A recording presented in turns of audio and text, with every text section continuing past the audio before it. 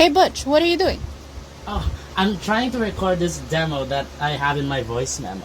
Here.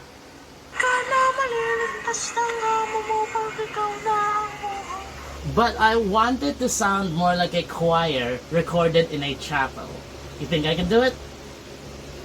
Di ka na maliligtas ng amo mo pag ikaw na ang buhong. Hawak mo sa leeg, pamilya mo, di ka na naawa sa Diyos. Good thing I got a condenser mic to record this. Di ka na mali, hawak mo sa leeg. Hawak mo sa leeg, pamilya mo, di ka na naawa sa Diyos. Di ka na maliligtas ng It should sound good. It's around like 15 tracks. Let's try it.